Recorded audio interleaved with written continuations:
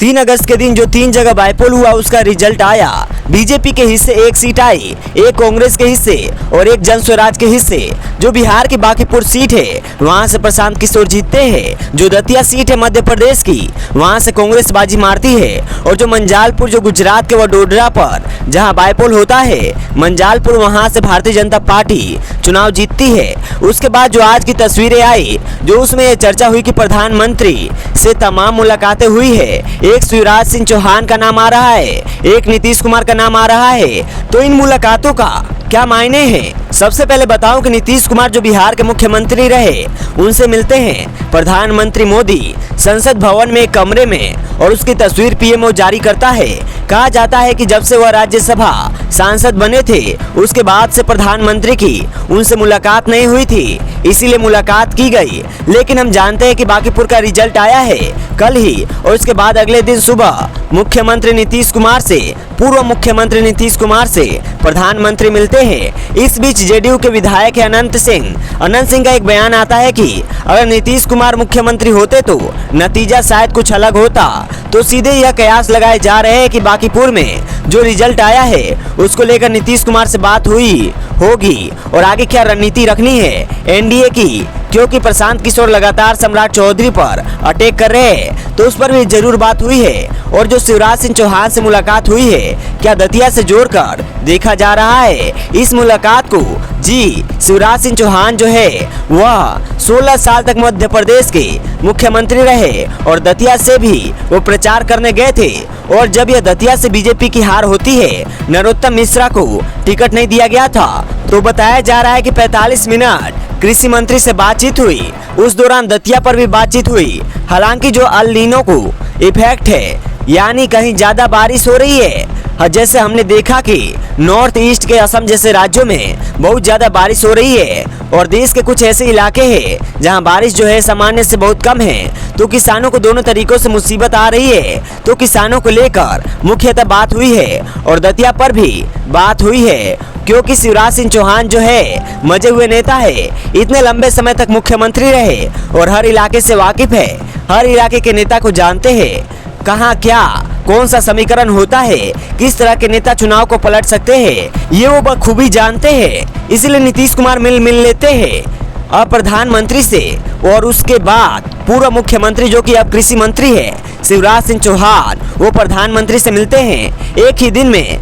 गौरव sir, ये एक तीसरी मुलाकात का भी जिक्र है। क्या मंजालपुर जो सीट है वहां से भारतीय जनता पार्टी ने चुनाव जीता है, उसको लेकर भी कुछ चर्चा हुई है। देखिए 2-3 जगह चुनाव थे, 2-1 से जो है वो बीजेपी को हार मिली है। हर जगह 2 जगह वो हारे हैं और एक मंजालपुर की जो सीट है वडोदरा जिले में आती है जहां बीजेपी जीतने में कामयाब रही। इसके बाद प्रधानमंत्री ने आज CR पाटिल जो कि गुजरात बीजेपी के अध्यक्ष रह चुके हैं और अभी केंद्रीय मंत्री है, उनसे मुलाकात की। बड़े विश्वसनीय लोग माने जाते हैं, भरोसा करते हैं प्रधानमंत्री मोदी उन पर। तो CR पाटिल से बातचीत हुई है, इसको लेकर कहा जा रहा है कि, और ध्यान देने वाली बात यह है कि पिछला जो चुनाव हुआ था और मंजालपुर सीट में पर उसमें बीजेपी 1 लाख वोटों के अंतर से करीब जीती थी। इस बार ये जो अंतर है वो घटकर 30,000 हो गया है। तो इसको लेकर बीजेपी चिंता में है, क्योंकि 2027 के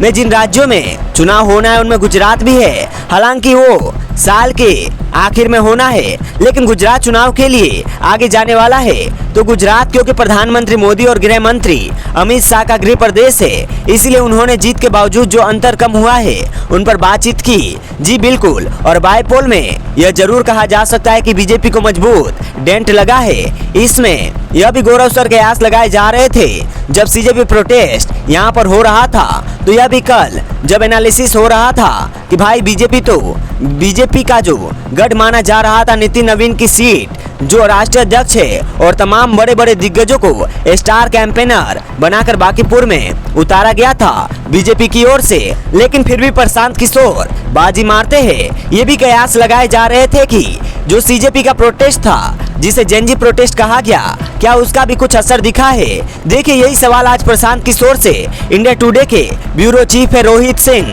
उन्होंने पूछा था। तो प्रशांत किशोर ने कहा कि जब लाइन लगी थी चुनाव में वोट देने की तो एक तो बहुत कम लोग आए थे और युवाओं से कोई बहुत उत्साह नहीं दिखा। तो उन्होंने, हालांकि पटना की अर्बन सीट भी थी, युवा बहुत है, वहाँ परीक्षाओं की तैयारी भी करते हैं, लेकिन ऐसा नहीं कहना चाहिए कि जेएनजी का जो प्रोटेस्ट हुआ उसकी वजह से प्रशांत किशोर की नैया पार लगी है। वो पार लग गई है। वो 6000, वो माफ कीजिएगा 19,000 से ज्यादा वोटों पर वहाँ जीते। यहाँ पर मैं बता दूं कि जो मुलाकात हुई है, आप बात कर रहे हैं कि जेएनजी पर बहुत फोकस रहा है, लेकिन जो आज की मुलाकात है उसमें बूमर्स जो है वो जो 1946 से 1964 के बीच पैदा हुए हैं, उन नेताओं से प्रधानमंत्री मिले हैं। तो टीम में अगर कोई नए युवा खिलाड़ियों की जरूरत होती है तो अनुभवी की भी जरूरत होती है। जैसे आप देख रहे हैं कि बिहार से आने वाले वैभव सूर्यवंशी जो है वो लंबे लंबे लगाते हैं, तो इनके अलावा रोहित शर्मा और विराट कोहली की भी जरूरत होती है टीम को।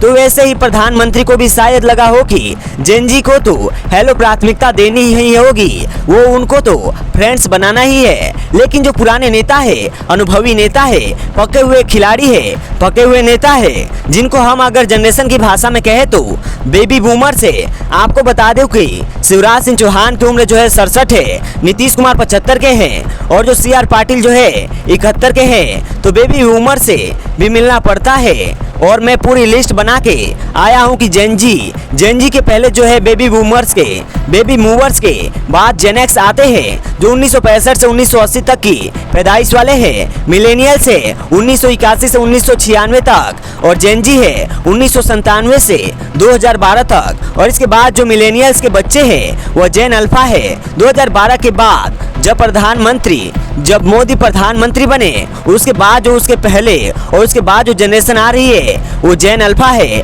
बिल्कुल तो सबकी जरूरत है जी, बिल्कुल राजनीति में संदेश बिल्कुल साफ हो गया है कि जब CJP का प्रोटेस्ट होता है तब मुख्यमंत्री समझ जाते हैं कि जेएनजी को साधना जरूरी है। उसके बाद तमाम उनकी सोशल मीडिया पे जो पोस्ट आती है, जो वर्टिकल पोस्ट आती है जिसमें वो हेलो फ्रेंड्स कहते हैं। इसके बाद जैसे कि गौरव सर कह रहे हैं कि अनुभवी जो नेता है, जो नीतीश कुमार है, शिवराज सिंह चौहान है, CR पाटिल है, इन्हें भी बुलाया गया है, इन्हें भी मीटिंग करी जा रही है और बीजेपी की तरफ से लगातार मंथन किए जा रहे हैं, एनालिसिस की जा रही है कि जो चूक हुई है, कहां पर चूक हुई है, कहां पर कसर रह गई है। तो उनकी तमाम मीटिंग्स चल रही है। तो ये कुछ मुलाकातें थी प्रधानमंत्री से, तो उनका ब्यौरा हमें लगा आप तक पहुंचा देना चाहिए। बातचीत कैसी लगी हमारी? मेरा नाम है VK सिंह और आप देख रहे हैं डिजिटली टॉक्स इंडिया। जय हिंद, जय भारत।